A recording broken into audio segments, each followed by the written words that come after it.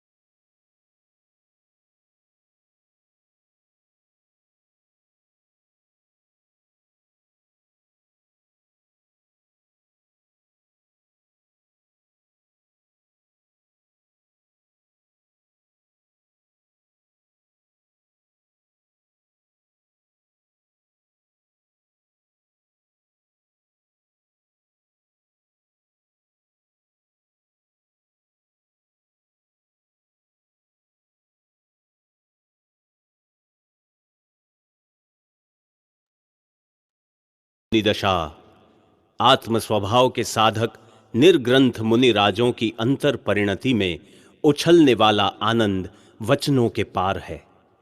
हे भव्यों, यदि तुम भी दुखों से परिमुक्त होना चाहते हो तो श्रामण्य धर्म को अंगीकार करो। हे भव्यों, यदि तुम भी दुखों से परिमुक्त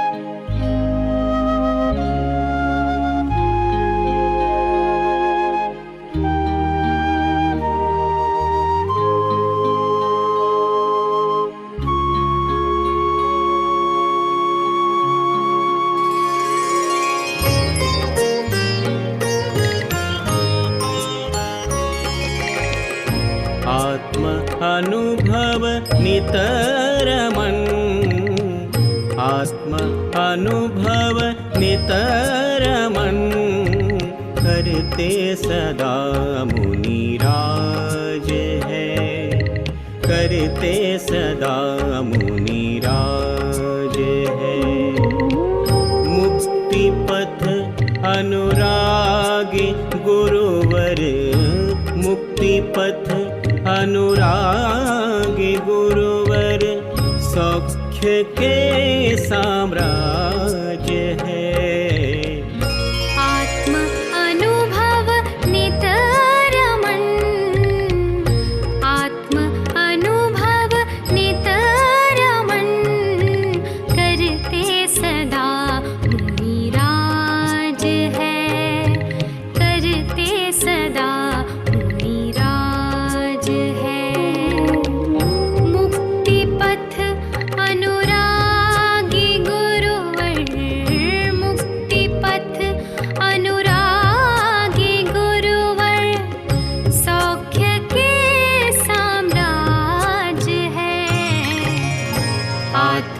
अनुभव नितरमन।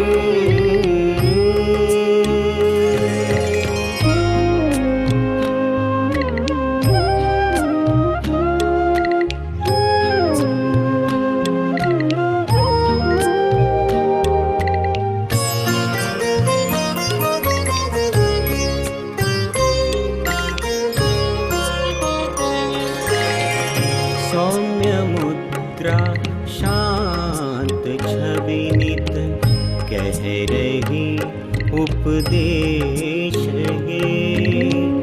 देख निज के और क्षण भर, सौख्य का सागर बहे। सहज ज्ञायक भाववरते, सहज ज्ञायक भाववरते, साम्य रस की धार है। आत्म अनुभव नितरमन,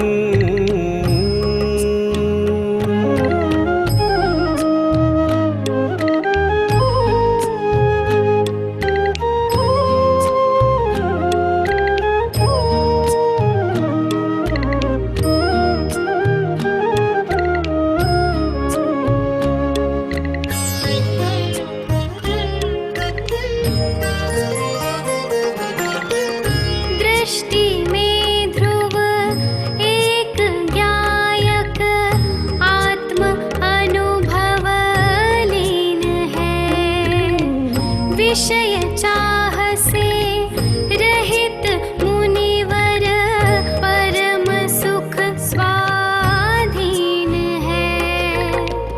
चलते फिरते सिद्ध प्रभु को, चलते फिरते सिद्ध प्रभु को वंदना शतवार है। आत्म अनुभव नितरमन।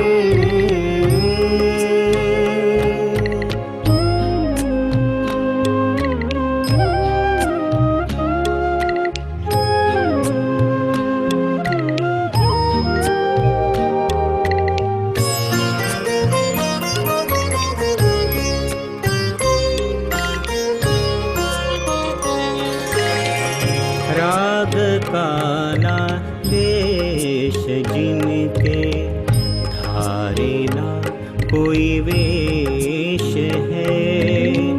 रत्नत्रय भूषण से शोभित एक मुनि का भेष है।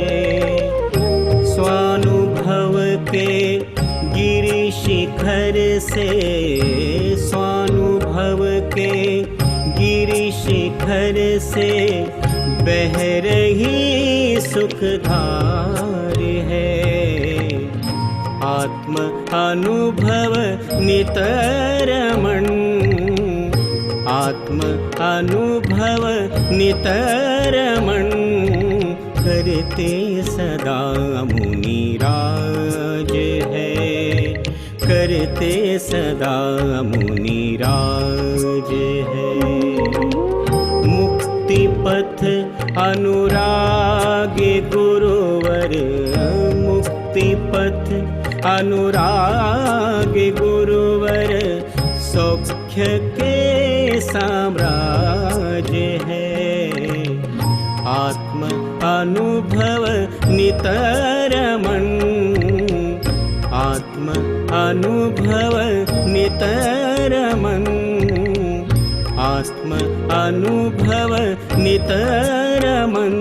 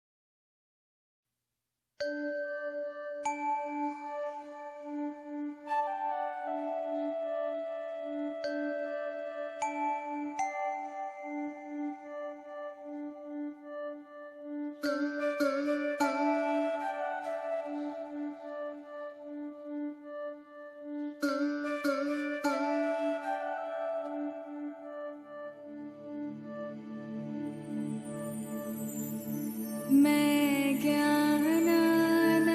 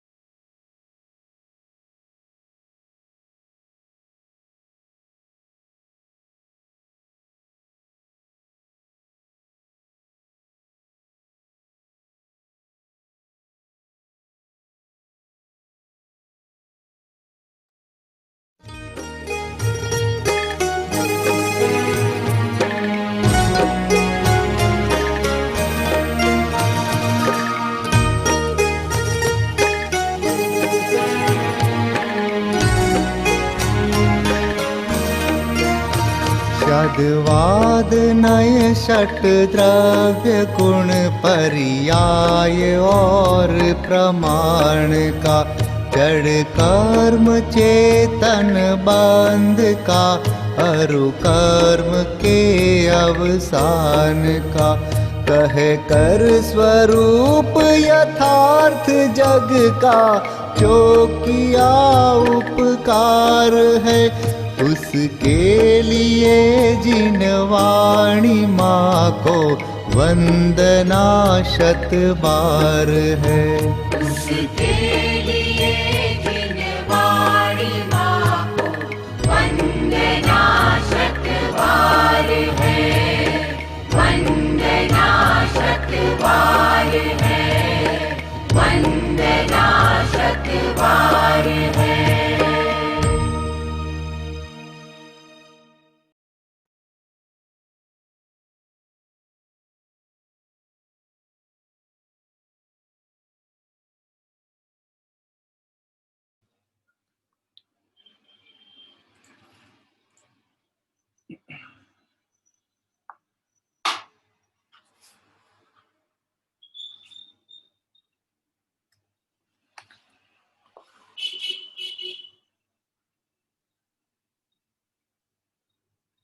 आइए हम सभी मंगलाचरण पूर्वक स्वाध्याय प्रारंभ करें। नमो अरिहंताणं, नमो सिद्धाणं, नमो आयर्याणं, नमो वज्रायाणं, नमो लोय सर्वसाहूणम्। उत्तम क्षमा मार्दव आर्जव भाव है, सत्य सोच संयम तप त्याग उपाव है। आकिंचन ब्रह्मचर्य धर्म 10 सार है, चहु गति दुख ते काण मुक्ति करतार है, चहु गति दुख ते काण मुक्ति करतार है। 10 लक्षण महापर्व में आज उत्तम ब्रह्मचर्य का परम पवित्र दिवस है। अपनी चर्चा प्रारंभ करने के पहले आज चूंकि मैंने नाम प्रेषित नहीं कर पाया था कि आज की भक्ति और जिनवाणी स्तुति किसे लेने हैं, तो मैं अभी यहाँ से नाम घोषित कर देता हूँ ताकि वो अपने मोबाइल कैमरा वगैरह ऑन रखें और अंतिम में हम उनका लाभ ले सकें। श्रीमती स्वाति जैन कोल्हापुर, यदि वो हों उपस्थित तो वो अपनी तैयारी रखेंगी जिनेंद्र भक्ति की। स्वाति जैन कोल्हापुर। और जी प्रमिला जी जैन काला, प्रमिला जी जैन काला सैलू से, जो कि जिनवाणी स्तुति लेंगी। और यदि स्वाति जैन कोल्हापुर मतलब यदि हैं तो बहुत ही अच्छी बात है, और अगर मान लो कदाचित अनुपस्थित होंगे तो फिर हम किसी और को भी आमंत्रित कर सकते हैं। आइए अपना स्वाध्याय प्रारंभ करते हैं।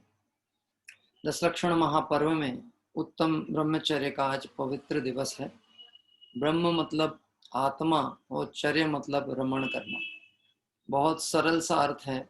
ब्रह्म यानी आत्मा और चर्य मतलब रमण करना। चर्य शब्द चारित्र की अपेक्षा से भी प्रयोग होता है। चारित्र शब्द का भी यही अर्थ निकलता है, रमण करना। सम्यक चारित्र यानी आत्मा की लीनता, आत्मा की रमणता, सो सम्यक चारित्र कहा। ऐसे ही यहाँ पर ब्रह्मचर्य 10 धर्मों की जब पूजन का हमने अभी मंगलाचरण पढ़ा तो अंतिम पंक्ति में आपने ध्यान दिया होगा, एक बात उसमें आती है, आकिंचन ब्रह्मचर्य धर्म 10 सार हैं, चहु गति दुखते काल मुक्ति करतार। जिन जीवों को चारों गतियों के दुखों से मुक्त होना हो उसे ब्रह्म मतलब आत्म स्वरूप में रमणता करनी ही चाहिए। ब्रह्म शब्द का प्रयोग अपने अध्यात्म की शैली में तो आत्मा के लिए प्रयोग हुआ है, लेकिन अन्य मतों में ब्रह्म या ब्रह्मा शब्द का प्रयोग किसी इष्ट देव के लिए किया जाता है। हम उस अर्थ की तरफ से भी यदि सोचें तो ब्रह्म यानी इष्ट देव, यदि देखें तो कौन इष्ट देव? ये व्यवहार से पंच परमेष्टि इष्ट देव हैं और निश्चय से शुद्धात्मा, इसको कहा है परम देव शब्द भी प्रयोग किया है आत्मा के लिए। क्या कहा है? परम देव। द्रव्य दृष्टि से देखें तो आत्मा में वीतरागी भगवंतों जैसे किसी भी लक्षण की कहीं कोई कमी नहीं है, द्रव्य दृष्टि से देखा जाए तो। और व्यवहार से देखें तो पर्यायगत दोषों की चर्चा करें तो वहां आत्मा की तो फिर कोई बात ही नहीं बचती। मुख्यपने ब्रह्मचर्य धर्म में आज जिस बात की चर्चा विशेष रूप से होनी होती है वह होती है शील धर्म। किसकी होती है? शील धर्म। और यह जो शील है ये मनुष्य पर्याय में ही मुख्यपने इसकी आराधना की बात आती है। दिगंबर मुनिराजों के तो 18,000 प्रकार के शील के दोष बताए हैं, यानी मुनिराज शील व्रत की आराधना में 18,000 प्रकार के शील के दोष से बचते हैं। यदि समय रहा तो मैं वो 18,000 शील के दोष की भी संख्या आपको गिना दूंगा। पता ऐसा नहीं समझना कि 1 से लेके 18,000 तक, उसके सामूहिक वर्गखंड का अगर हम विचार कर लेंगे तो हमें पता लगेगा कि दिगंबर मुनिराज कितना सावधान है शील के प्रति। शील शब्द का अर्थ स्वभाव भी होता है। क्या होता है? स्वभाव। जो अपने स्वभाव में सीमित है और जो विकारों से बचा हुआ है वही शीलवान है, और जो शीलवान है उसे अपने स्वभाव की प्राप्ति होने में कहीं कोई कठिनाई नहीं। रत्नकर्ण शावकाचार्य में ऐसा लिखा आता है, दुस्शील चित्त में जिनवाणी प्रवेश ही नहीं करती। क्या कह रहे हैं? जिसका चित्त दूषित हो उसके हृदय में जिनवाणी प्रवेश ही नहीं करती। यद्यपि ब्रह्मचर्य शब्द की बात आते से ही मैं आपसे एक यदि प्रश्न पूछूं कि आप और हम क्या हैं, ब्रह्मचारी हैं कि अब्रह्मचारी हैं? अपनी बात करना है ना गृहस्थ की भूमिका से। कौन है हम, ब्रह्मचारी हैं कि अब्रह्मचारी हैं?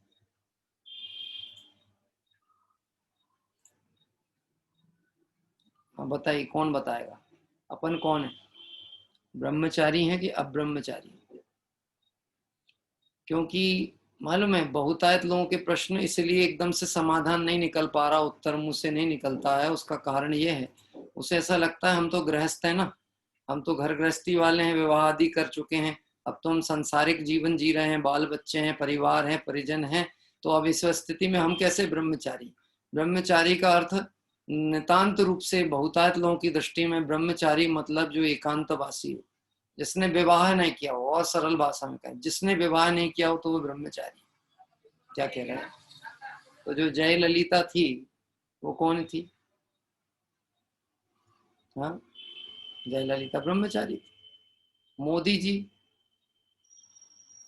हाँ, ऐसे लगा लो आप कितने। अगर ब्रह्मचारी की परिभाषा यहाँ से लगाएंगे तो फिर हमारे को तो जैन मत से ज्यादा अन्य मतों में मिल जाएंगे ब्रह्मचारी।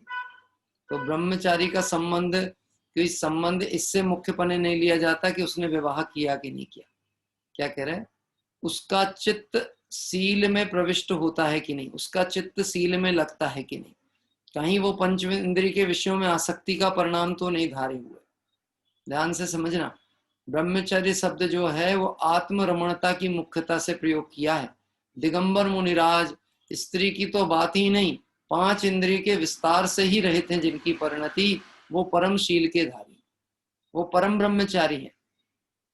किंतु जिसने स्त्री आदि संसर्ग नहीं किया, स्त्री आदि के साथ घर गृहस्थी नहीं बसाई, ऐसा व्यक्ति को भी ब्रह्मचारी कहा जाता है। लेकिन यदि वह ब्रह्मचर्य की भावना की बात तो करे पर जीवन में अन्य विषयों संबंधी आसक्ति का परिणाम चलता हो तो वह ब्रह्मचारी नहीं है, अब्रह्मचारी है। और आप देख लेना अपने जिनवाणी में कहीं पर भी आपको ब्रह्मचारी की पोस्ट अलग से नहीं मिलने वाली। ब्रह्मचारी मतलब गृहस्थ। क्या कह रहे हैं? 4था गुण स्थान, उसके बाद सीधे 6ठा, 5वां 6वां भी बोलेंगे तो 5वें गुण स्थान में भी जब तक उसके आरंभ त्याग, अनुमति त्याग और गृह त्याग वगैरह नहीं हुआ है वो गृहस्थ ही है। क्या कहलाएगा? गृहस्थ की भूमिका में। फिर कहां से उसके बाद चालू होगी कि जब दिगंबर गुण स्थान होगा तब वहां पे उसके सर्व विषयों संबंधी विकल्पों का त्याग, पांचों इंद्रिय के विषयों संबंधी आसक्ति का त्याग, वहां से देखा जाए तो ब्रह्मचर्यवत मुख्य रूप से देखा जाता है। और हम और आपको भी यदि हमने कमजोरी वश गृहस्थ की भूमिका में प्रवेश कर लिया हो और एक कहना चाहिए अन्य सभी स्त्रियों के प्रति माता बहन सुता पहचाने, यदि ये भाव रख के उस विकार परिणाम को संकुचित किया और एक पर ला करके सीमित कर लिया, तो इसको एक देश ब्रह्मचर्य व्रत कहा गया। क्या कहा गया? एक देश ब्रह्मचर्य व्रत। यानी हमारे को दृष्टिकोण में ऐसा लगता है जिसने विवाह नहीं किया सो ब्रह्मचारी, जो विवाह कर लिया वो गृहस्थ, और दिगंबर मुनिराज पूर्णता शील व्रत के धारी। इसलिए बहुत स्पष्ट सावधानी से समझना, ब्रह्मचर्य की व्रत की भावना का मतलब यहाँ कदापि ये नहीं लेना कि सिर्फ स्त्री संसर्ग या स्त्री का त्याग, अपितु सर्व विषयों के प्रति अपने स्वभाव के दृष्टिकोण से ये मेरे नहीं है, इसमें मेरा सुख नहीं है, इनके संसर्ग में मेरे स्वभाव का ही घात होता है, मेरा कोई लाभ नहीं है, ऐसा जानकर जो अपनी मर्यादा में रहते हैं उनको ब्रह्मचारी कहते हैं। जो मर्यादा में रहे, जो आत्म स्वरूप की मर्यादा में रहे सो ब्रह्मचारी। हाँ, देखिए थोड़ा सा इसमें मूल शब्द जो पड़े हुए हैं मैं उसकी बात करता हूँ। धवला जी पुस्तक में एक जगह संदर्भ में शील की परिभाषा बताई। शील किसको कहा? आत्मा को छोड़कर और कुछ भी मैं नहीं हूं, यह निज परिणति में प्रकट हुआ शील है, उसमें अनंत बल है। किसमें लिखा है? धवला पुस्तक में। आत्मा को छोड़कर कुछ भी मैं नहीं हूं। हाँ, कल एक गाथा पढ़ी थी, आपको याद हो, 38वें नंबर की गाथा। मैं एक शुद्ध सदा रूपी ज्ञान द्रग हूं यथार्थ से, कुछ अन्य वो मेरा तनिक परमाणु मात्र नहीं। अरे मैं अपने में परिपूर्ण हूं, ऐसी परिपूर्णता का लक्ष्य होना, यही वास्तव में शील धर्म। अपनी मर्यादा को छोड़ना नहीं, और अपनी मर्यादा जब भी छोड़ी जाएगी उससे सभी का नुकसान होने वाला है। जैसे समुद्र के आसपास या नदी के आसपास तटबंध होता है। तटबंध होता है ना, आपने देखा होगा कि आसपास कुछ एक टीले जैसा ऊंचा पहाड़ जैसा बन जाता है, जिसके कारण वो एक सीमा निश्चित हो जाती है कि नदी, सरोवर या समुद्र नगर में प्रवेश नहीं करेगा। मुंबई में जो लोग रहते हैं उन्होंने समुद्र को शांत भी देखा होगा और समुद्र की भयावहता भी देखी होगी। जब कभी समुद्र में सुनामी आए और समुद्र की लहरें ऊंची उछलें, तो जो व्यक्ति समुद्र किनारे इस भाव से रहने गया था कि यहाँ का वातावरण तो बहुत अच्छा लगता है, यहाँ देखो तो अथाह जल राशि दिखती है, यहाँ खड़े हो तो बहुत आनंद आता है, सबसे ज्यादा भय किसको होगा? सुनामी को देख करके। हाँ, किसको होगा? दादर चौपाटी वाले को होगा कि जुहू चौपाटी वाले को होगा? ऐसे ही कुछ है ना, यही नाम है समुद्र किनारे के। हाँ, तो गया तो था वहां पे आनंद की दृष्टि से रहने के लिए, लेकिन सुनामी देखी, कहीं ये मर्यादा ना तोड़ दे समुद्र, क्योंकि यदि समुद्र ने मर्यादा तोड़ दी तो हमारा आनंद तो छोड़ो, हमारा जीवन भी नहीं बचने वाला। ऐसे ये समझ लेना, यदि हमने अपने शील स्वभाव की मर्यादा छोड़ी तो अनंत भव तक ये तत्व ज्ञान की उपलब्धि होने नहीं वाली है। इसीलिए ये बात कही गई है कि दुस्सील चित्त में जिनवाणी प्रवेश ही नहीं करती। जिसका चित्त कुशील से भरा हुआ है, जिसका चित्त विषयों में आसक्त है, उसको तत्व सुहाता ही नहीं। निश्चित ही बात है, एक तलवार में दो म्याने कैसे आ सकती है? एक तलवार में दो म्यान कि एक म्यान में दो तलवार? एक म्यान में दो तलवार, थोड़ा गलत बोलने में आ गया। एक म्यान में दो तलवार कैसे आ सकती है? एक म्यान में एक ही तलवार आएगी, और वो ही आएगी जो आकार प्रकार से उससे मैच करती होगी। क्या कह रहे हैं? मेरे ज्ञान स्वभाव में ज्ञान दर्शन के अलावा कुछ आ ही नहीं सकता, और आने की जरूरत इसलिए नहीं क्योंकि वो ज्ञान दर्शन से बना हुआ आत्मा है। विकार आ नहीं सकते, तो फिर विकार रूप अवस्था को अब्रह्म कहा, तो किसकी अवस्था को अब्रह्म कहा है? तो वह जीव के मिथ्यात्व मोह का जो परिणाम है वही वास्तव में सबसे बड़ा अब्रह्म है। आप ये समझ लेना, शुरू से आखिरी तक क्षमा धर्म से ब्रह्मचर्य धर्म तक जिसकी गलती दिखाई गई है, जिसे दोष रूप दिखाया गया, वो एक ही मात्र व्यक्ति है, वो है मोह, मिथ्यात्व। जब तक मिथ्यात्व हृदय में है, संसार न पल भर कम हो। तो अब्रह्म का सेवन किसको होता है? जिसको अपने में आनंद की अनुभूति नहीं है, जो अपने को परिपूर्ण नहीं देख रहा, जो अपने सुख की खोज के लिए बाह्य विषयों में दौड़ लगाता है, वह दुश्शील चित्त व्यक्ति है। और ऐसे चित्त में कभी तत्व रुकता ही नहीं। हाँ, मैं आपसे पूछता हूं, हम समूह शरण में कितनी बार गए? कितनी बार गए? ये कोई नया प्रश्न थोड़ी ना है। हाँ, विगत दिवसों से अपना स्वाध्याय चर्चा चल रही तो अनेक बार ये बात कहने में आई, आप स्वयं भी जानते हैं। समूह शरण कितनी बार गए? ये अनंत बार गए। तो क्या किया समूह शरण में जाकर के? ये कितने ही जीव तो वहां पर सम्यक दर्शन प्राप्त करते हैं, कितने ही जीव आत्मा आराधना पढ़ के केवल ज्ञान भी प्रकट कर लेते हैं। तो हम अनंत बार गए, तो अनंत बार में हमने क्या किया कि हमने अपनी स्वभाव की मर्यादा को नहीं जाना और सुख बाहर देखने की प्रवृत्ति पड़ी थी। तो समूह शरण में भी हम कोई ना कोई बाह्य विषय में संतुष्ट होकर के पड़े रहे। और बाह्य विषय कई तरह के हो सकते हैं। क्या कह रहे हैं? मैं आपसे बात कहता हूं, अभी हम बात कहें, कोई उदाहरण कहें, कोई कहानी सुनाए, तो आपको आनंद आता है कि नहीं आता? आता है? कहानी सुनने में मजा आता है कि नहीं आता? उदाहरण सुनने में मजा आता है कि नहीं आता? आता है। यदि आता है और उस उदाहरण, उस दृष्टांत और उस कहानी का सार पे दृष्टि नहीं जाती, तो निश्चित आप एक बात समझ लेना, हमें अभी दुश्शील का आनंद आता है। किसका आनंद आ रहा है? दुश्शील का आनंद। तत्व पकड़ में ही नहीं आया।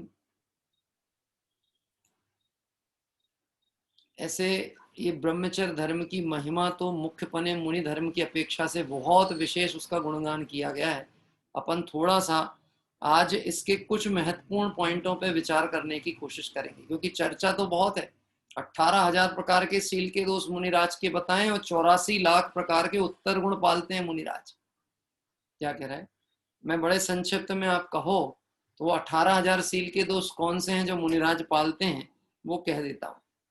थोड़ा ध्यान से आप सिर्फ सुन लेना, अपने को कोई उनके नाम नहीं रटने हैं, लेकिन हमारे ज्ञान में इसलिए होना चाहिए कि हमारे दिगंबर मुनिपने की भावना हो तो गृहस्थ की भूमिका में सील व्रत की आराधना कहां से, वो कैसे प्रारंभ की जाए।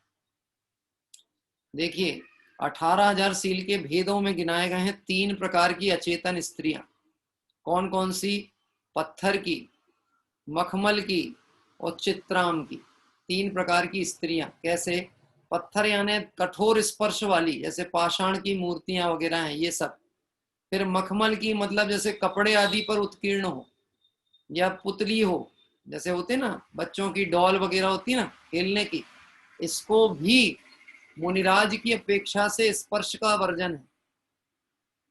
पाषाण की कोई प्रतिमा है, कोई मूर्ति है, स्त्री आकार की है, स्त्री की पर्याय की है, पाषाण की प्रतिमा है, मुनिराज उससे भी दूरी रखेंगे।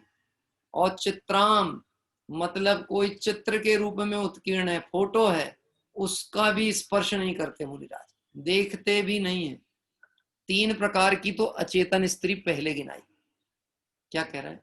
अब आप समझ सकते हो, इतना कहने मात्र से मुनि धर्म की मर्यादा कितनी विस्तृत होती होगी, आप कल्पना नहीं कर सकते।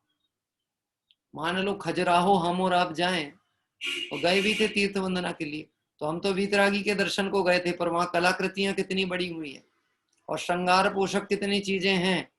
दिगंबर मुनिराज उन मंदिरों के निकट से भी नहीं निकलते। क्या कह रहे हैं? उनके निकट से नहीं निकल सकते। पाषाण में जहां प्रतिमाएं उसकी तरफ दृष्टि भी नहीं करेंगे। दृष्टि हो गई तो दृष्टि रुकने नहीं वाली है, और कभी एक समय को रुक गई तो प्रायश्चित अंगीकार होगा। न्यूज़पेपर, मैगजीन, मोबाइल, इसका तो स्पर्श ही नहीं हो सकता। न्यूज़पेपर छू नहीं सकते। क्यों? आपको क्या पता न्यूज़पेपर में कौन से पृष्ठ पे कौन सा चित्र बना हुआ है? हाँ, 18,000 सील में 3 में पहले अचेतन को गिना दिया, सबसे पहले अचेतन। और कपड़े की क्या कह रहा है? आपको पता है, ये जो बच्चों के डॉल आती ना, डॉल गुड़िया आती हैं, हम इस विषय पे बहुत विचार नहीं कर पाते होंगे, लेकिन ये सील के दूषण का कारण बनती। कैसे? ये जो आपके बारबी डॉल वगैरह आती है ना, बारबी डॉल, हाँ, ये चीजें बच्चों को नहीं दिलवाना। क्यों नहीं दिलाना? क्योंकि ये भारतीय संस्कृति, कल्चर और दुश्शील की भावनाओं से प्रेरित होती। भारतीय संस्कृति कल्चर के विरुद्ध है और दुश्शील की भावनाओं से प्रेरित। उनके जो वस्त्र आभूषण उनको पहनाए जाते हैं वो इंडियन कल्चर है ही नहीं, और कल्चर ही नहीं है, उसमें इतनी अशोभनीयता और अभद्रता होती है कि जिसको देख करके बच्चों तो छोड़ो, बड़ों के परिणाम विकृत हो जाएं तो उसमें आश्चर्य की कोई बात नहीं। तो दिगंबर मुनिराज के सील दोष में हमारी बात, मुनिराज के पास में तो कोई गुड़िया गुड्डिया पहुंचने नहीं वाले, पर गृहस्थ की भूमिका में अभ्यास करे तो सावधानी कहाँ कहाँ रखना, ये वहां से विचार करते हुए आगे बढ़ना है। देखना, 3 प्रकार से कृत कारित अनुमोदना, मतलब 3 प्रकार के पहले अचेतन स्त्रियां बताई, अब उसको कृत से, कारित से, अनुमोदना से मुनिराज त्याग करते हैं। स्वयं तो उनके पास संग्रह नहीं करते, स्वयं स्पर्श नहीं करते, किसी से कराते नहीं हैं, और करते हुए की अनुमोदना नहीं करते।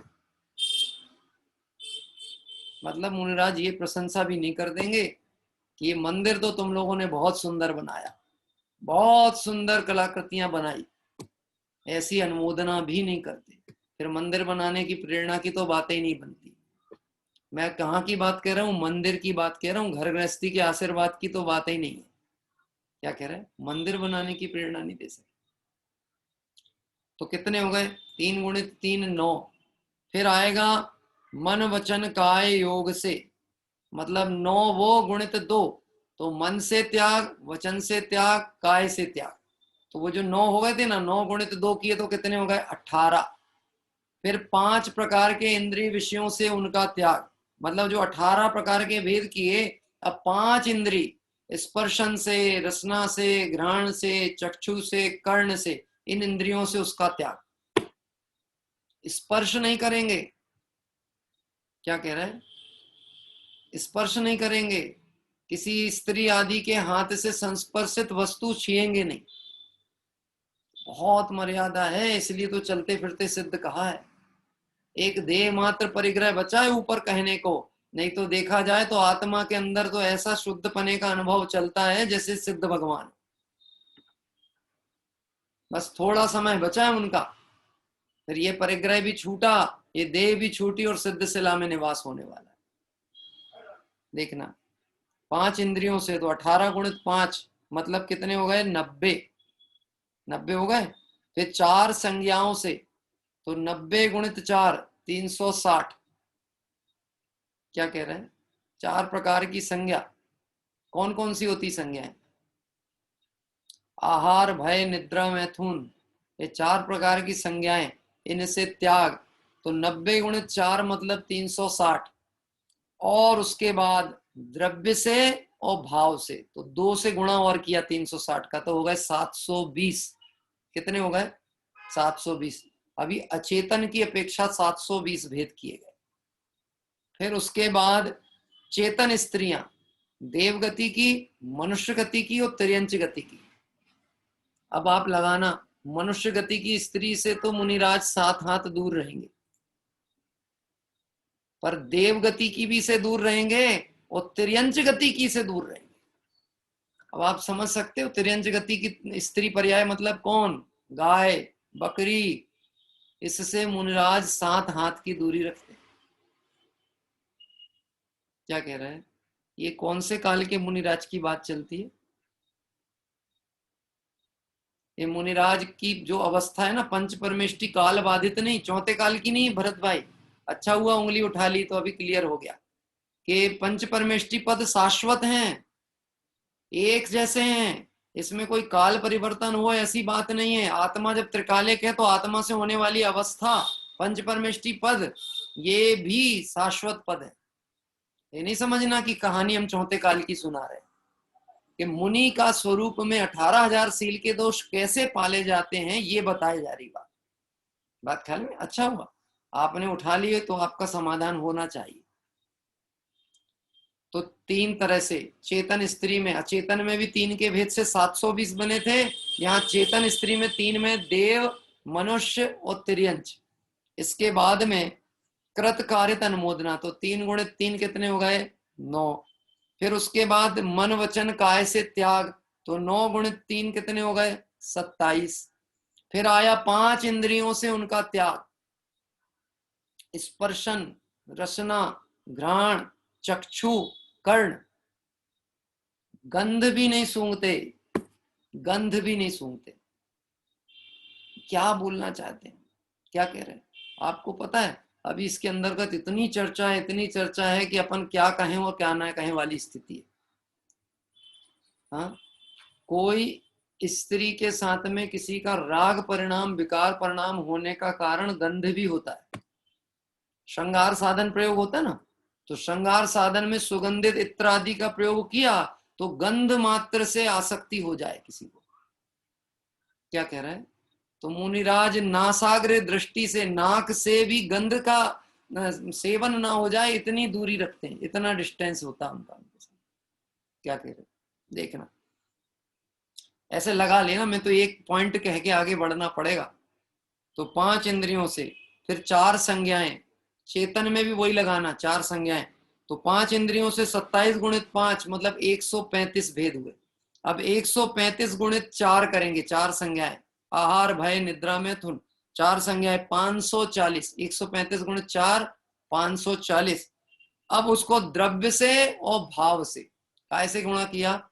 द्रव्य से और भाव से। तो 540 गुणित 2 तो हो गए 1080। उधर ध्यान रखना, चेतन के कितने थे?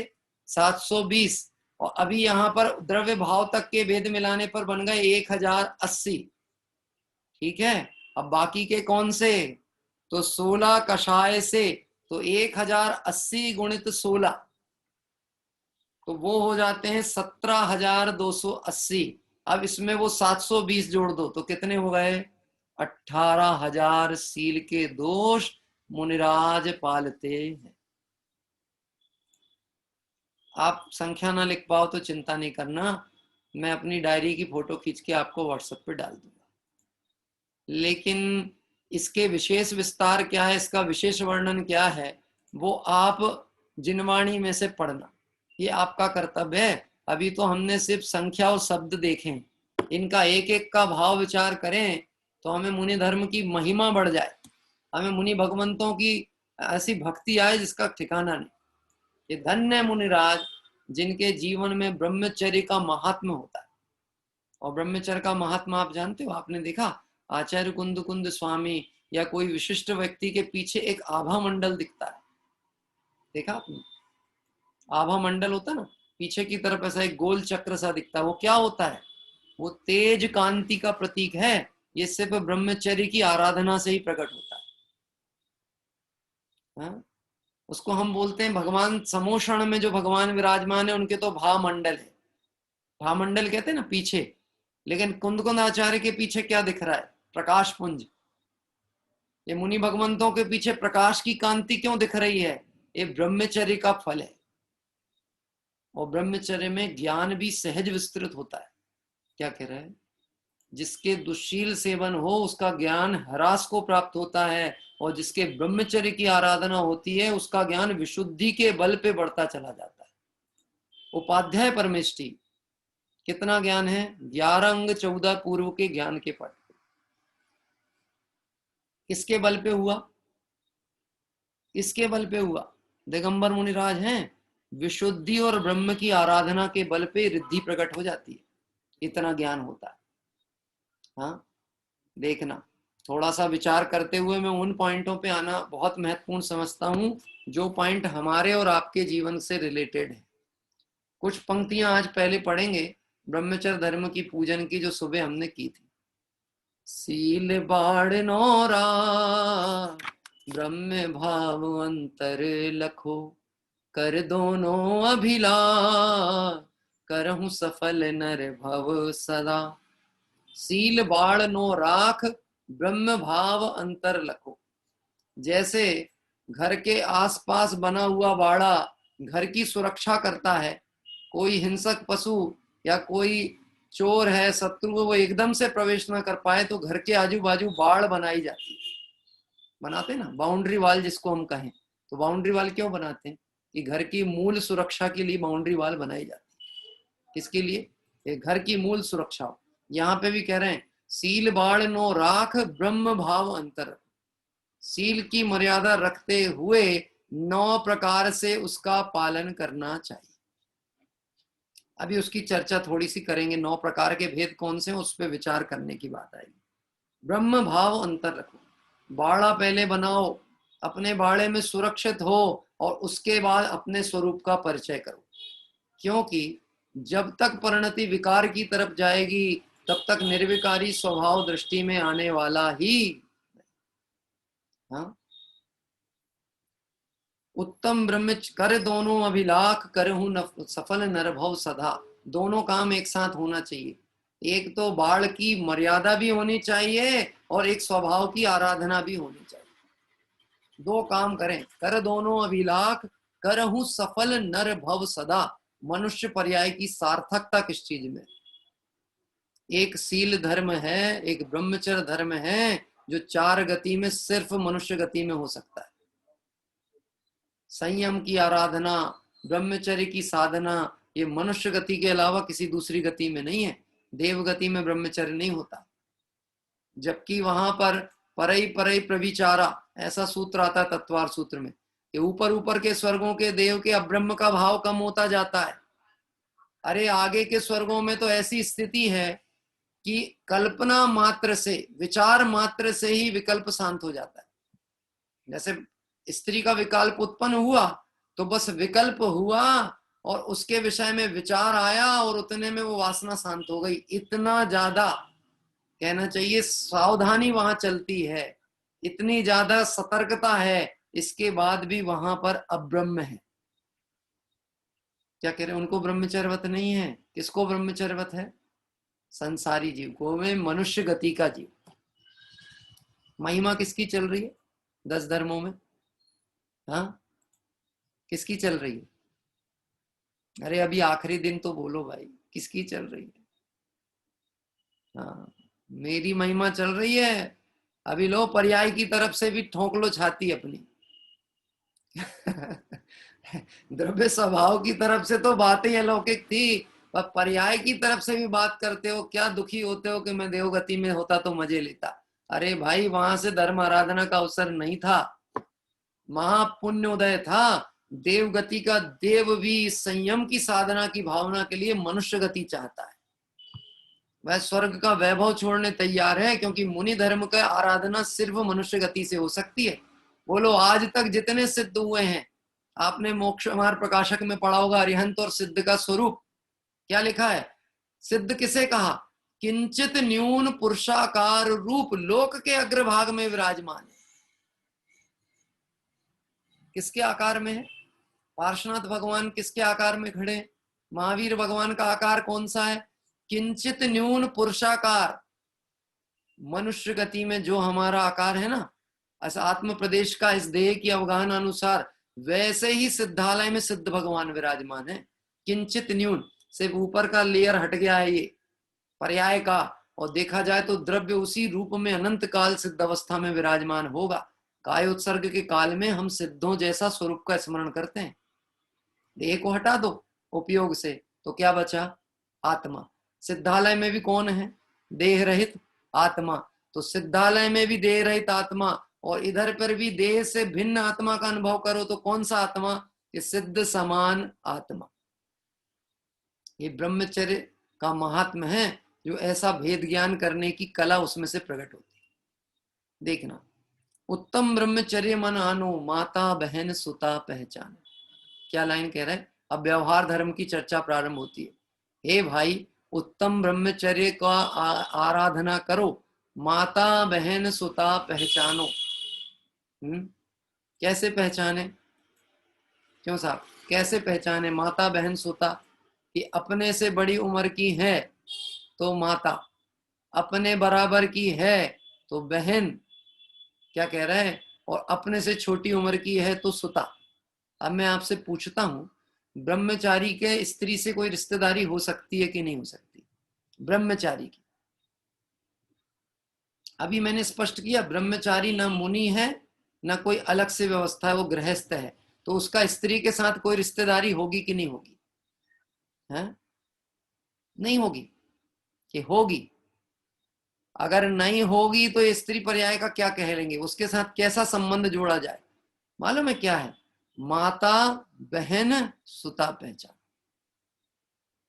क्योंकि उसने स्त्री का विकल्प छोड़ा, विवाह विकल्प छोड़ा, वासना का विकल्प छोड़ा, तो अब संबंध क्या बचे उसके? कि उसके सिर्फ यही संबंध बचे, माँ है, माँ जैसी है, बहन जैसी है, या बेटी जैसी। क्योंकि यदि इस रूप में देखेगा ना तो विकार परिणाम नहीं होगा। कितना ही वासना का परिणाम हो, माँ को देख के वासना नहीं आती। माँ से प्रेम तो होता है, वासना नहीं होती। बहन से प्रेम तो होता है, वासना नहीं होती। पुत्री से प्रेम होता है, वासना नहीं होती। ऐसा ही है ना? हाँ, है तो स्त्री पर्याय, लेकिन दृष्टि में क्या देख लिया? ये माँ है, ये बहन है। तो ब्रह्मचारी की कितनी माताएं होती होंगी? बहन कितनी होंगी? और बेटियां कितनी होंगी? हैं? जितनी हैं, जो हैं, सब में यदि भेद डाला जाएगा तो यही गिनाया जाएगा, इसके अलावा कुछ नहीं गिना सकते। अच्छा, हमारी कि हमने तो धर्मानुकूल दृष्टि से विवाह कर लिया, तो अब हमारे लिए क्या हो गया कि एक के अतिरिक्त बाकी सब माता बहन सुता पहचान। हाँ? अभी यहाँ पे कौन बैठा है? कि हमारी कुछ माताएं बैठी हैं, मैं अपनी तरफ से कहता हूँ, कुछ बहन बैठी हैं, कुछ बेटियां बैठी हैं। हाँ? अब बोलो हम ऐसी बात कहें तो आपको भय तो नहीं है ना? हाँ, कहीं कोई डर की बात तो नहीं है ना कि हम भैया भी हो गए आपके, हम बेटा भी हो गए, और कौन हो गए? ये भाई हो गए, बेटा हो गए, और पिता के समान हो गए। एक व्यक्ति के दृष्टिकोण परिवर्तन का काम है। अपनी बाड़ रखने पर अपना भी सुरक्षा है और दूसरे की भी सुरक्षा है। अपना नियम हो, दोनों सुरक्षित हैं, और अगर आपने मर्यादा उल्लंघन किया तो दोनों असुरक्षित हैं। तो देखना, सहे बाण बरसा बहु सूरे, टिके न नैन वाण लखी कूरे। ये जो अब्रह्म का परिणाम है ना, ये इतना खतरनाक है कि कोई कितना भी बड़ा योद्धा सूरवीर क्यों ना हो, लेकिन वो हार कहाँ मानता है? हार कहाँ मानता है? हैं? फिसलता कहाँ है? चूकता कहाँ है? कि सहे बाण बरसा बहु सूरे, टिके न नैन वाण लखी कूरे। छाती पे सैकड़ों वाण सह लेने की सामर्थ्य वाला एक नैन का वाण नहीं सह सकता। हाँ, एक नैन का वाण नहीं सह सकता। इसको ऐसा कहा है, स्त्री और पुरुष का जो निकटता है, ये जो निकटता का परिणाम है, ये घी और अग्नि का संयोग है। यानी घी अग्नि के संयोग में आएगा तो पिघले बिना रहेगा नहीं।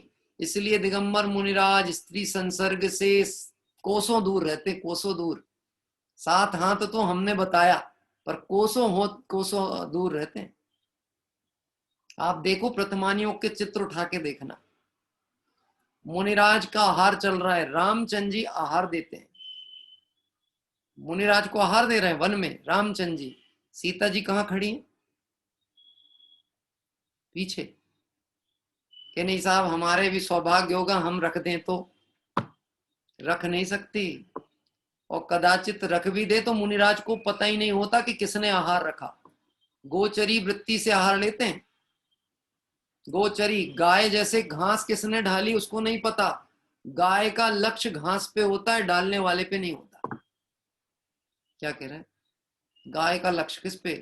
कोई सुंदर स्त्री श्रृंगार करके आई हो, मतलब श्रृंगार करके मतलब कोई रानी हो, और आई हो तैयार हो करके एकदम 16 श्रृंगार किए हो, और उसने आके घास डाली, तो गाय को प्रसन्नता होगी कि नहीं होगी?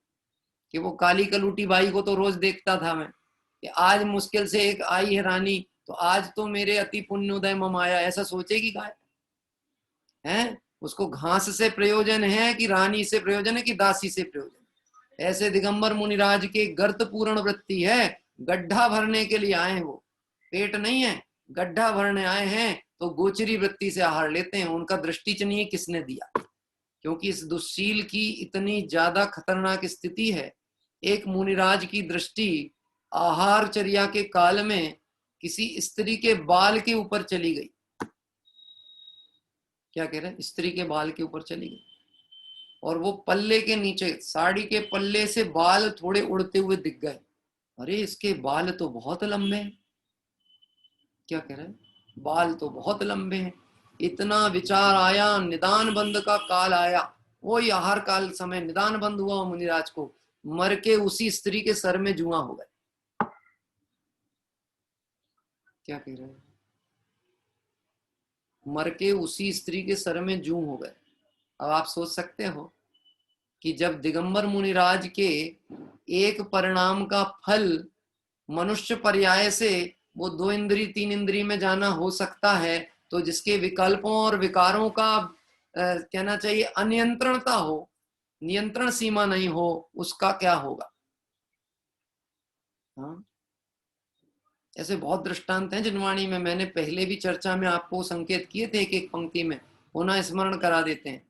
हाँ, मुनिराज कहीं से आहारचर्या को जा रहे थे वन से नगर की ओर, और रास्ते में उनको खरबूजे की गंध आ गई। कैसी गंध आई? खरबूजे की फसल पकने लगी। खरबूजा पक रहा, गंध आ जाती ना सीजन में, तो गंध कहीं से हवा उड़ती भाई, सिर्फ विकल्प ही आया था। अच्छा, खरबूजे की फसल पक गई है, आयु बंद का काल था, मर के उसी खरबूजे की फसल में इल्ली बन के पैदा हुई। ये सब आचार्य भगवंतों की वाणी है, वीतराग भगवान की वाणी है, प्रथमानियोग की कथाएं हैं, गप्पे नहीं है। हाँ? स्वयं किए जो कर्म शुभाशुभ, फल निश्चय ही वे देते, करे आप फल दे अन्य तो, स्वयं किए निष्फल होते। आपको पता, आपके चेहरे पे एक पिंपल भी हो जाए ना, एक फुंसी हो जाए, वो भी बिना कर्म के उदय के नहीं होती। एक बाल का वर्ण परिवर्तन हुआ है, वो भी कर्म उदय है। क्या कह रहे हैं? वो छोटा उदय है तो उसको दिखता ही नहीं है, जब तीव्र साता का उदय आएगा तो सहते नहीं बनता, आर्तरोध परिणाम करके मरता है और दुर्गति में चला जाता है। देखना, सहे वाण वर्षा बहु सूरे, टिके न नैन वाण लखी कूरे। हाँ, ये नेत्रों के जो वाण है ना, ये बड़े खतरनाक हैं, इसलिए गृहस्थ की भूमिका में भी ये मर्यादा बताई गई, स्त्री संसर्ग से बचना चाहिए। अभी मैं उसके पॉइंट आपको गिन के बता दूंगा, 9-10 पॉइंट जो हैं मुख्य पने, जो कि कुंद आचार्य स्वामी ने गिनाए हैं दर्शन पाहुड़ में। सील की मर्यादा के लिए क्या सावधानी रखना, ये गृहस्थ की भूमिका की भी बात है, उसमें सिर्फ मुनि धर्म की चर्चा नहीं चलती, वो मैं अभी आपको बता दूंगा बहुत जल्दी। सहे बाण वर्षा बहु सूरे, टिके न नैन वाण लखी कूरे। आज की ये जो जनरेशन की साथ समस्या दिखने मिलती ना आपको, कुछ नहीं, फ्रेंड है सर, फ्रेंड, कुछ नहीं, दोस्त हैं। क्या कह रहे हैं? बोलो क्या है दोस्त, मतलब क्या परिणाम है उसके साथ में? हाँ, नहीं, हम तो बहन मानते हैं। मैं आपसे ईमानदारी से पूछता हूं, ये बहन शब्द का जो प्रयोग किया उस लड़की के प्रति, उसके प्रति जो कि मेरे कुल में नहीं है, मेरे घर में नहीं है, जो मेरे पिता से जन्मी नहीं है, मेरी सगी बहन नहीं है, उसके प्रति आपका परिणाम बहन के रूप में कैसा होगा? मैं एक प्रैक्टिकली बात कहूं कि दूसरे की बहन से तो बात करने में घंटों समय बिता दे, और अपनी बहन कहे कि भैया जरा ये काम कर दो, मेरे पास टाइम नहीं है, मेरे पास टाइम नहीं है, दिमाग मत खाया कर तू मेरा। आप समझ सकते हो, ये जो दूसरे की बहन को बहन शब्द प्रयोग किया गया है, लेकिन उसके प्रति राग की कोई दूसरी धारा चलती है। क्या कह रहा है? राग की कोई दूसरी धारा चलती है। इस विषय में बाबू युगल जी साहब, बाबू युगल जी साहब, मेरे यहाँ पिताजी बहुत सख्त आचरण और व्यवहार का उपदेश देते थे। युगल जी साहब तो एक मंच पे, धर्म के एक मंच पे स्त्री का संचालन पसंद नहीं है। आजकल ऐसा होता, अंताक्षरी में एक तरफ खड़ा हो गया एक आदमी, एक तरफ खड़े हो गए एक बहन, एक भाई खड़ा हो गया, एक बहन खड़ा हो गया। हाँ, ये 2 जन संचालन कर रहे हैं अंताक्षरी प्रतियोगिता। अपने मंचों की बात कर रहा हूं, जगत की बात नहीं कर रहा। जगत तो अज्ञानता में डूबा है, जो इस अध्यात्म से जुड़ा है उसके संभलने और सुधरने की बात की जाती है, स्वीकार नहीं था।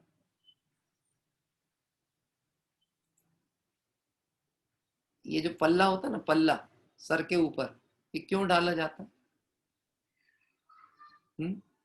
गजब की बात है। 60 साल 50 साल 70 साल की माताएं बहनों के तो पल्ला टिका रहता है, और नई बहुओं के टिकता ही नहीं है। 10 15 20 तो पिने ठुकी रहती है यहाँ वहां, ओके बाद भी नहीं संभल रहा। क्या कह रहा है? उसके बाद भी नहीं संभल रहा। बहन श्री बोलती थी, बहन श्री बोलती थी इस ब्रह्मचर्य की महिमा में कि वो जो नव दीक्षित जो वहां पे आरिकाएं मतलब ब्रह्मचारी बहनें रहती थी ना उनके पास में, और वो उनका जरा सा पल्ला खिस जाए, नीचे हो जाए, बाल दिखने लगे, तो बहन श्री तुरंत टोक देती थी। तो वो बोलती थी कि क्या करें, संभलता नहीं है। तो बहन श्री कहती थी इधर खीला ठोक लो, एक पल्ला रख के। क्या कह रहे? पल्ला रख के खीला ठोक लो। देखो वो लाइन याद रखना, दुस्सील चित्त में जिनवाणी प्रवेश नहीं करती। जिसके विषय परिणामों में वासना पड़ी है उसको ये तत्व भाएगा ही नहीं। सुनेगा, कान में जाएंगे, लेकिन ये अमृत अंदर प्रवेश ही नहीं करने वाला। क्या कह रहे हैं? बहुत महिमावंत मार्ग है ये, आराधना का मार्ग है। इस आराधना के मार्ग में ढील का कोई स्थान नहीं। हाँ? सहे बाण बरसा बहु सूरे, टिके न नयन वान लखी कूरे। कूरे तिया के असुचि तन में, काम रोगी रति करें, बहु मृतक सड़ ही मसान माही, काग ज्यों चोंचे भरे। देखो ये पूजाओं का एक बार अर्थ समझते हुए यदि हम इसको पढ़ें तो कुछ लाभ हो, और यदि अर्थ ख्याल में ना हो तो बस यही हो गया कि द्रव्य स्थाली से स्थाली, और भाषा वर्गणा ये, और संगीत का आनंद, और परंपरा का निर्वहन। लोगों को बहुत खींचतान है साहब, बहुत खींचतान। किस बात की? आज ये पूजा क्यों नहीं लिया, आज ये लेनी थी आपको। हाँ, मैं कह रहा हूं 50 साल से वो पूजा पढ़ते हैं, लेकिन उस पूजा का भाव भासना नहीं है, तो क्या अर्थ निकलेगा? लाभ क्या होने वाला है? भाव शून्य क्रियाएं फलदायी नहीं होती, ऐसा नहीं है। भाव शून्य क्रियाएं सही फलदायी नहीं होती, खोटा फल तो निश्चित मिलता है। भले कोटेशन है, फलदायी नहीं होती। क्यों फलदायी नहीं होंगे? अरे वो क्रिया जो आप कर रहे हो उसमें परिणामों का ठिकाना नहीं हो तो उसमें सम्यक फल नहीं मिलने वाला, मिथ्या तो मिलेगा ना, गारंटी से।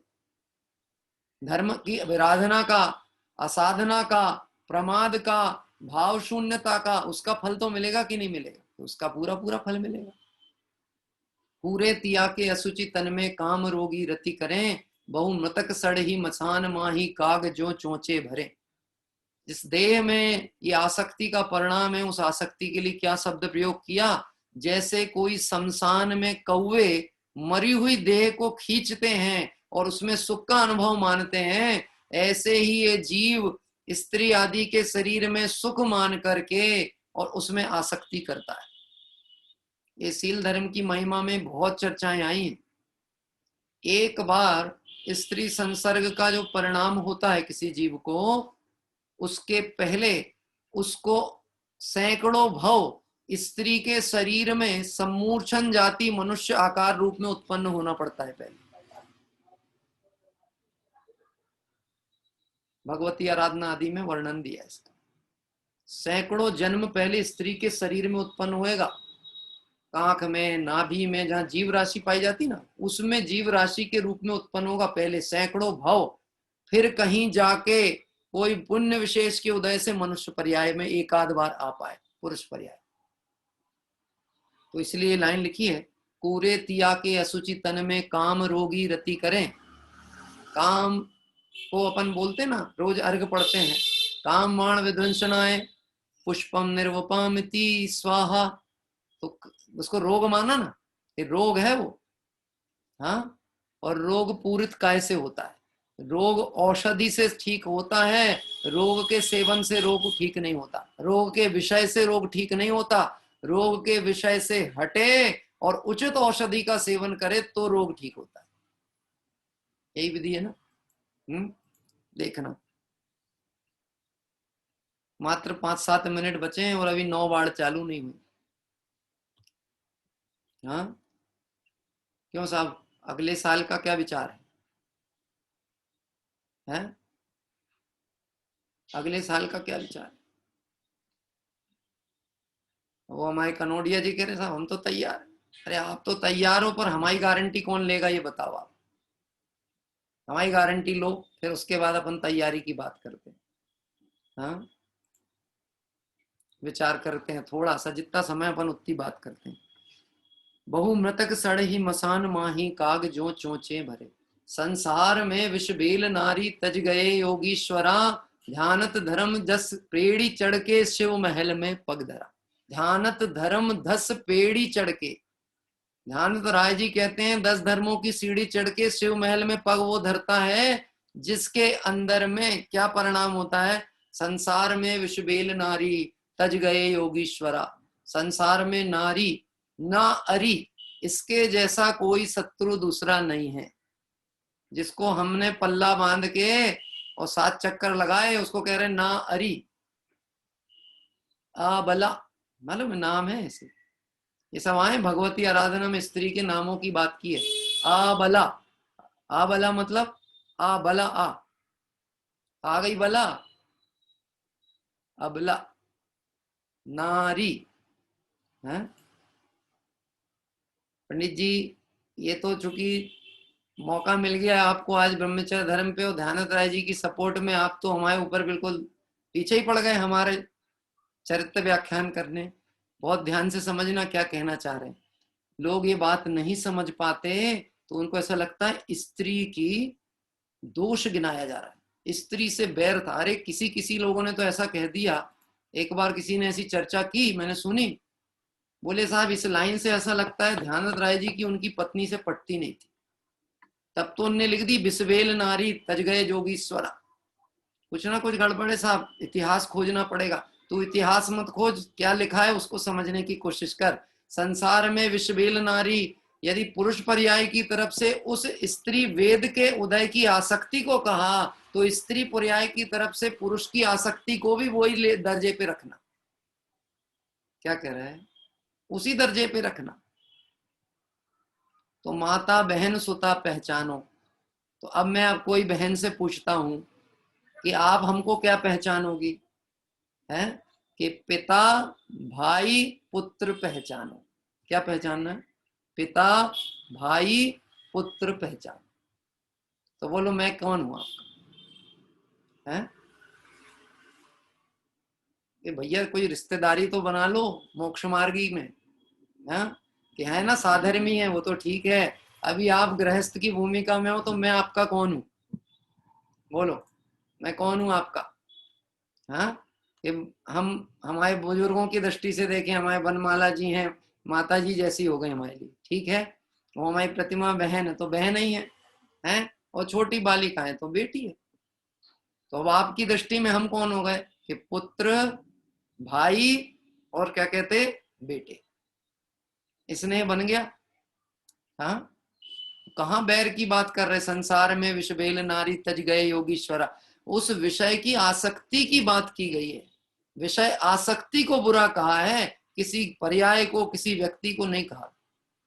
हाँ लोग ये बात नहीं समझ पाए, लोगों ने पूजा की पुस्तकों की लाइनें बदल दी। ये बात मैंने आपको पहले भी बताई थी। संसार में विषबेल नारी तज गए योगीश्वरा, तो किसी महिला को ऐसा लगा कि ये तो ध्यानत राय जी ने इंटेंशनली हमको अवॉइड करने की बात की है, तो उनने लाइन बदल दी। संसार में विषबेल नर जो तज गई सीता सती, ये पुस्तक के एडिशन में ऐसा लिखा है विषबेल नर जो। वो किसको विषबेल कह दिया? कौन है विषबेल? सीता जी का विषबेल कौन है? संसार में विषबेल नर जो तज गई सीता सती, जो रामचंद्र जी भगवान बन के मुक्ति को प्राप्त हो गए उसको उन्होंने गुस्से गुस्से में विषबेल कह दिया। एक मध्यस्थ भावी आया बीच का, ये तुमको भी बुरा ना लगे और हमको भी बुरा ना लगे, तो उसने एक नई लाइन एडिट की, संसार में विषयाभिलाषा तज गए योगीश्वरा। अब मैं आपसे पूछता हूँ, ध्यानत राय जी से कोई गलती हो गई थी क्या लिखने में, जो इतने परिवर्तन करने पड़ रहे हैं? कि उनसे कोई गलती नहीं हुई है, जिनवाणी में सुधार की जरूरत नहीं है, सुधार यहाँ पर होना चाहिए, दृष्टि में सुधार होना चाहिए। हाँ, दृष्टि परिवर्तन से सृष्टि परिवर्तन होती है, व्यवस्थाएं परिवर्तन से काम नहीं होते। आज तो पॉइंट नहीं हो पाएंगे, देखते हैं कल अगर संभव हुआ। और 9 वाड़ की जो चर्चा है, कुंद आचार्य देव ने क्या कही है, 10 पॉइंट क्या बताएं, सील की मर्यादा के लिए क्या सावधानी रखना। यदि हुआ तो आप उसमें से देखना, नहीं हुआ तो दर्शन पाहुड़ में उसका उल्लेख है, आप वहां से देखना। लेकिन भावनाएं रहेंगी तो होगा, है ना। कोई बहन कहते हैं कल सुबह लेना, तो कल सुबह तो अभी 2 दिन का शेड्यूल अपना है, मतलब कल सुबह पूजन भी है, फिर उसके बाद में आपका कहना चाहिए पूजन के बाद में अपनी समय सार कलश का स्वाध्याय है, दोपहर में गोष्ठी भी है और रात्रि की कक्षा भी है। तो कल रात्रि में देखेंगे, होगा तो अपन इसी धर्म की चर्चा करेंगे, क्योंकि परसों तो फिर क्षमावाणी करना है ना अपने को, तो ये जितनी बातें हैं तो उसको कल पूरी करने का प्रयास करेंगे। देखो मैं एक बात कहता हूँ, ब्रह्मचारी व्रती और आराधक और सीलवान जीव की, जैसे अभी बोला ना, सीता जी ने क्यों देख के उन्होंने कहा विषबेल नरजो तज गई सीता सती, ये जो शब्द प्रयोग किया ना, उन्हें मालूम नहीं है। एक कथानक आता है प्रथमान योग में कि रामचंद्र जी दिगंबर मुनि दीक्षा अंगीकार करके वन में ध्यानस्थ मुद्रा में, और श्रेणी मारने का काल बढ़ रहा है। उस समय अच्युतेंद्र सर्ग में सीता का जीव था, और उसको वहां से विकल्प आया रामचंद्र जी। क्या कह रहे हैं, उसको तो दिख रहा है पूर्वों का पति, ये मेरे पति हैं, पति, और यहाँ पे इनकी ध्यान अवस्था चल रही। क्या कह रहे हैं, वहां से सीता का जीव देव पर्याय से इधर आया मनुष्य लोक में, और यहां आकर के सीता का रूप बनाया और रामचंद्र जी को रिझाने की कोशिश करता है। कहती है सीता का रूप बना के वो देव कि हे स्वामी, पहले तो पाप का उदय था तो हम साथ नहीं रह पाए, वन आदि में भटकना पड़ा, दुखी दुख था, अब तो मैं देव पर्याय में हूं, चलो मेरे साथ वहां स्वर्गीय सुख भोगेंगे। क्या कह रहे हैं, पर धन्य है वह रामचंद्र जी, मर्यादा पुरुषोत्तम भगवान श्री राम। क्या कह रहे हैं कि उनके मन में वो विकार उत्पन्न नहीं कर पाई।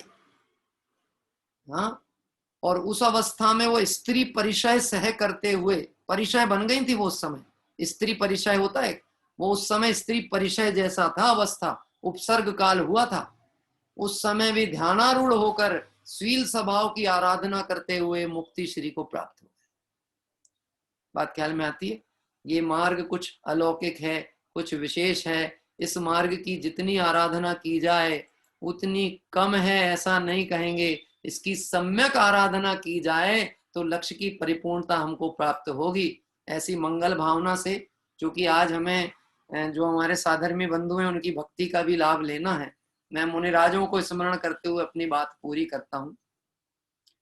वे मुनिवर कब मिली है उपगारी, वे मुनिवर कब मिली है उपगारी, साधु दिगंबर नगन निरंबर, साधु दिगंबर नगन निरंबर, संवर भूषण धारी, वे मुनिवर कब मिली है उपगारी।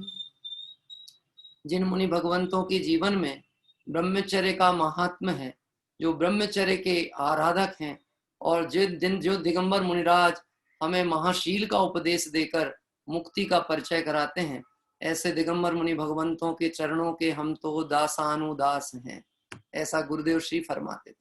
क्या कह रहे, दासानुदास हैं। तो ऐसे निर्गंथ मुनिराजों के मंगलमय भक्ति करते हुए, ब्रह्मचर्य की आराधना करते हुए ये 10 धर्म हमारे जीवन में सार्थक हों, ऐसी भावना से आज की बात को अभी विराम लेते हैं, विशेष चर्चा प्रसंग अनुसार अपन करेंगे। आइए, भक्ति के लिए मैंने जिन्हें आमंत्रित किया था, स्वाति जी जैन कोल्हापुर जी, आप हाथ उठा लें यदि अभी हों उपस्थित तो। जी हाँ, आपका माइक अनम्यूट कर लीजिए।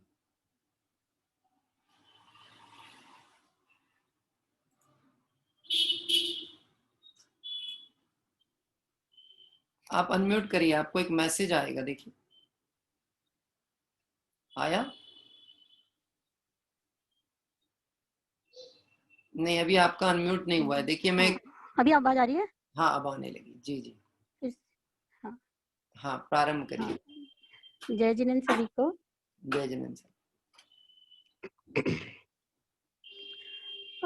आत्मचिंतन का ये समय आया, आत्मचिंतन का ये समय आया, पाके नर्तन क्या खोया क्या पाया, आत्मचिंतन का ये समय आया।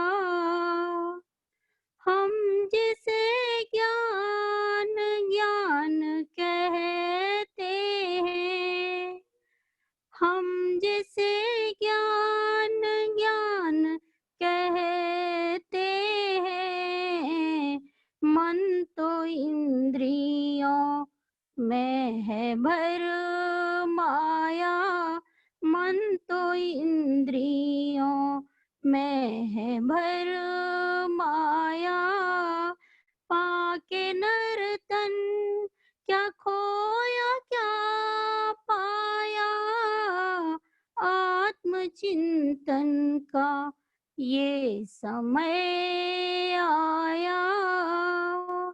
देखो पर्याय तो है क्षण भंगुर, देखो पर्याय तो है क्षण भंगुर, फिर भी पर्यायों मैं तो इतराया, फिर भी पर्यायों मैं तो इतराया, पाके नर्तन क्या खोया क्या पाया, आत्मचिंतन का ये समय आया।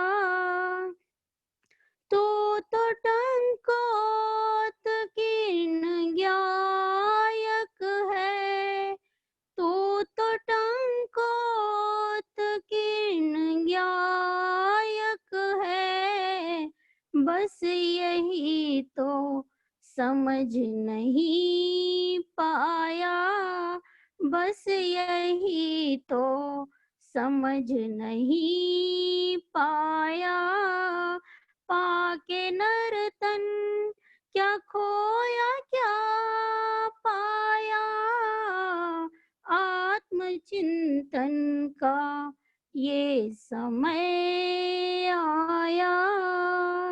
एक क्षण निज में अब ठहर जाओ, एक क्षण निज में अब ठहर जाओ, बस यही आखिरी समय आया, बस यही आखिरी समय आया, पाके नर्तन क्या खोया क्या पाया, आत्मचिंतन का ये समय आया, आत्मचिंतन का ये समय आया। जय जिनेन्द्र।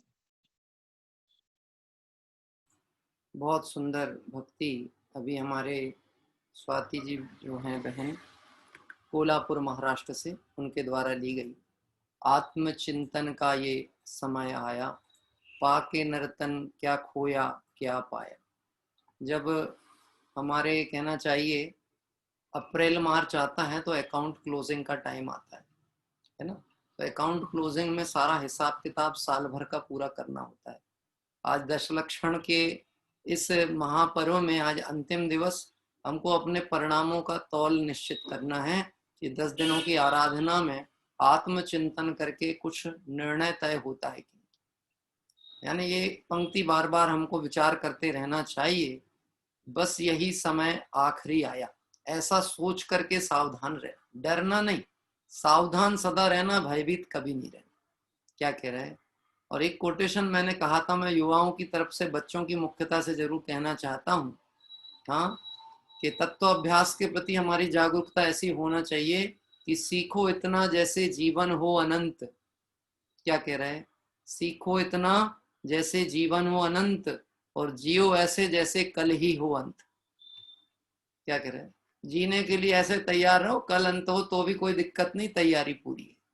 और सीखो इतना कि शास्त्राभ्यास में, तत्वाभ्यास में इतना सीखने का प्रयास करो, अरे बहुत समय चिंता नहीं करना, अभी तो हम ज्ञानाभ्यास करेंगे और अभ्यास करके अपना आत्मा का परिचय करके और अल्पकाल में मुक्ति को प्राप्त करेंगे, क्योंकि हमारी प्रतिज्ञा है मुझे इस पर्याय में अपने आत्मा का कल्याण करना ही है। आइए हम सभी, हाँ अभी वैसे हमारे पास 5-7-8 मिनट का टाइम है, एक भक्ति और लेते हैं अपन, एक भक्ति और ले रहे हैं। एक हमारी बहन है, बेटी है, वो भक्ति लेगी नीलेश जी के घर से। हाँ थोड़ा सा 2 अंतरे करीब आप लीजिएगा, है ना। आपका माइक अनम्यूट करें। बाकी के सारे मोबाइल बंद कर लीजिए, आपके जहाँ रूम में और मोबाइल है वो बंद। आपकी वॉइस आ रही है, चालू करेंगे, आ रही है वॉइस।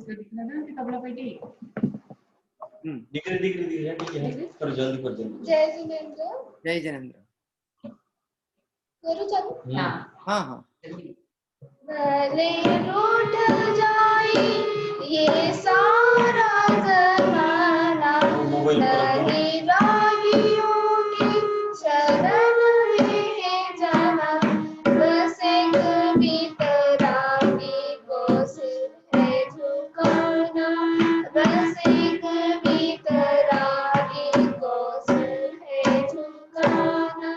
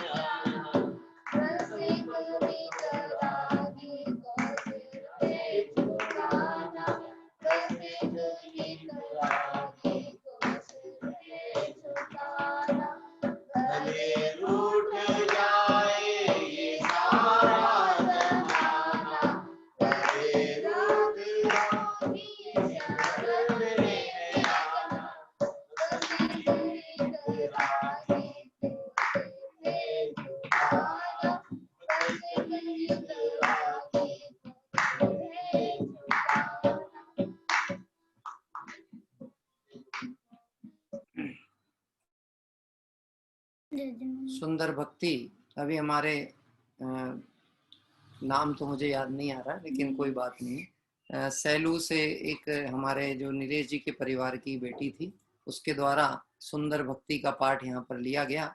मैं इस भक्ति के तारतम्यता में सिर्फ इतना ही कहूँगा, हम मेरी भावना की वो पंक्ति याद कर लें। कोई बुरा कहो या अच्छा, लक्ष्मी आवे या जावे, लाखों वर्षों तक जीऊं या मृत्यु आज ही आ जावे, अथवा कोई कैसा ही भय या लालच देने आवे, तो भी न्याय मार्ग से मेरा कभी न पथ डिगने पाए। वास्तव में मेरे सम्यक दर्शन के निमित्त कारण यदि कोई है तो वह सच्चे देवशास्त्र गुरु हैं। तो हमारा श्रद्धान सुमेरु पर्वत की तरह ऐसा होना चाहिए कि कुछ भी हो जाए पर कुगुरु को देव के चक्कर में तो किसी स्थिति में नहीं जाएंगे। मर पच करके तत्व श्रद्धान करना है, ये तो अमृतचंद स्वामी कहते हैं, लेकिन मरण भी सामने दिखे तो कुगुरु को देव के सामने सर झुकाने की तो छोड़ो, उनका नाम विचार भी ना आए, ऐसा दृढ़ श्रद्धान देवशास्त्र गुरु की भक्ति से हो। इस भावना से आइए हम सभी भाव प्रतिक्रमण की ओर बढ़ते हैं।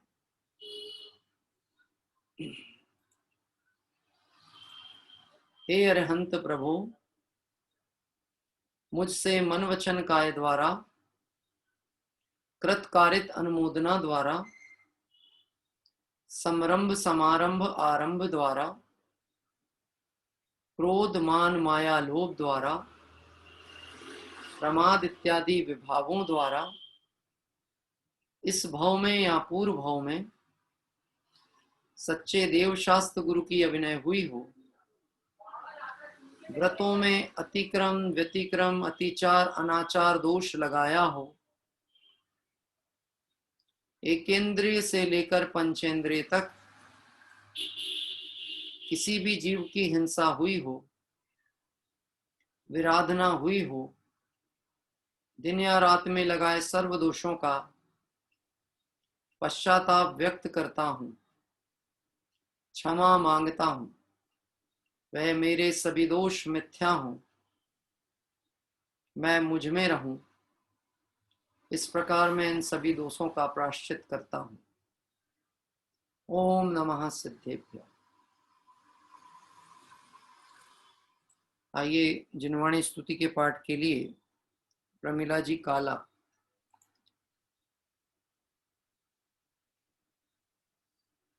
जी हाथ उठा लें अगर आप हैं उपस्थित तो। प्रमिला जी काला।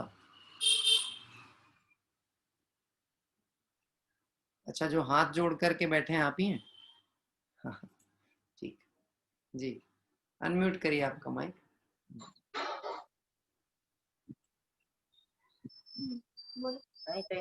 हाँ, प्रारंभ करिएगा माता जी। हमें धर्म पर चलना सिखाती रोज जिनवाणी, सदा शुभ आचरण करना सिखाती रोज जिनवाणी। दासी लाख योनि में भटक नर जन्म पाया है, निज भूल नहीं माने सिखाती रोज जिनवाणी। हमें निज धर्म पर चलना सिखाती रोज जिनवाणी। सदा शुभ आचरण करना सिखाती रोज जिनवाणी। संसार सागर में रुलाते कर्म है आठों, करे किस भावनी सदा करे सिखाती रोज जिनवाणी। हमें निज धर्म पर चलना सिखाती रोदजिनवाणी सदा शुभ आचरण करना सिखाती रोदजिनवाणी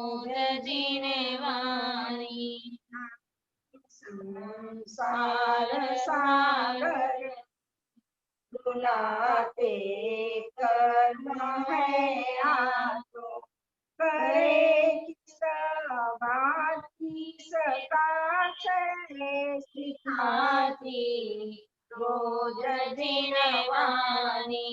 हमें निज धर्म पर चलना सिखाती रोदजिनवाणी सदा शुभ आचरण करना सिखाती रोदजिनवाणी न करना नहीं करना क्या निज क्या पराया वेदनी ज्ञान इसका भी सिखाती रोज दिनवाणी हमें निज धर्म पर चलना सिखाती रोज दिनवाणी सदा शुभ आचरण करना सिखाती रोज दिनवाणी करे तो मन निर्मल पठन कर शीघ्र तीर जावे मार्ग शिव पूरन जाने का सिखाती रोज दिनवाणी हमें निज धर्म पर चलना सिखाती रोज दिनवाणी सदा शुभ आचरण करना सिखाती रोज दिनवाणी हमें निज धर्म पर चलना सिखाती रोज दिनवाणी भारती कोई कपिले जो तेरा शरण सुपावे सुखते जवानी के ज्ञान से सूझे लोकालो सोमानी मस्तक हम सदा दे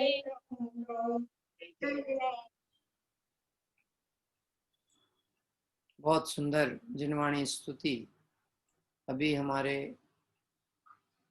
प्रमिला जी काला और उनके परिवार के द्वारा ली गई। अभी आगामी दिवसों में जो मेरे पास कुछ नाम हैं मैं पढ़ देता हूँ, किसी का नाम छूटा हो तो आप मुझे पुनः प्रेषित कर दीजिएगा।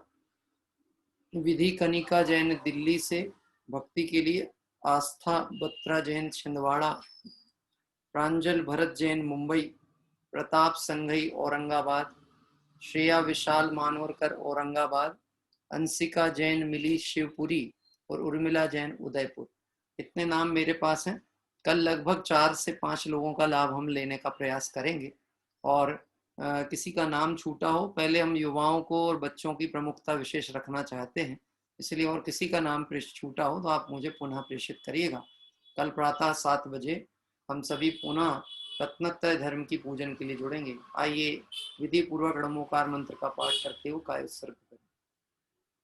नमो अरिहंताणं नमो सिद्धाणं नमो आयरियाणं नमो वज्रायाणं नमो लोये सब साहुणं नमो अरिहंताणं नमो सिद्धाणं नमो आयरियाणं नमो वज्रायाणं नमो लोये सब साहुणं नमो अरिहंताणं नमो सिद्धाणं नमो आयरियाणं नमो वज्रायाणं नमो लोये सब साहुणं।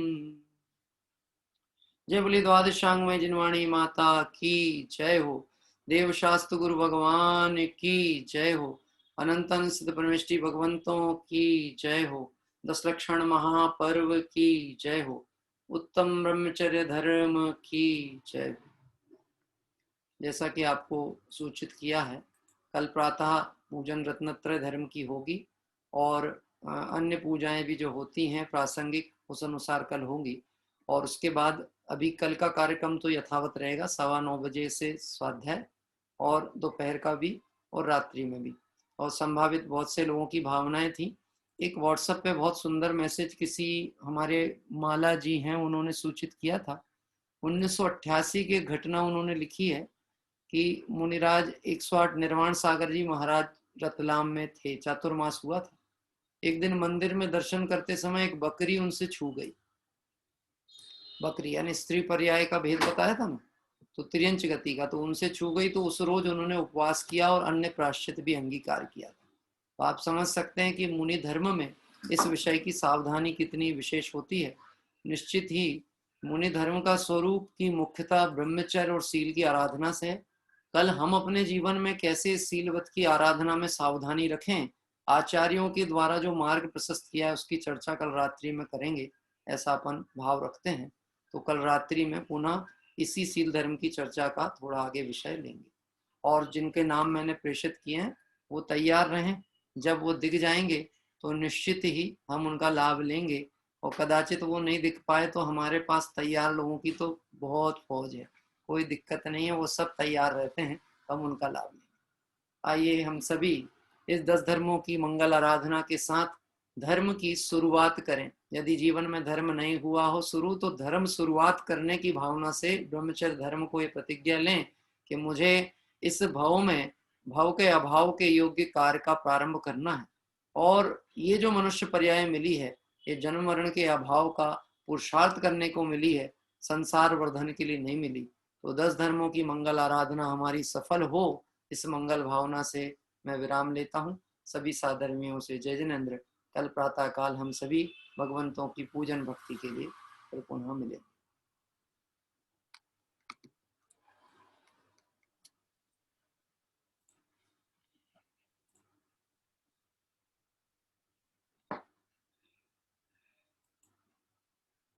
पापा आपकी क्लास नहीं सुन रही।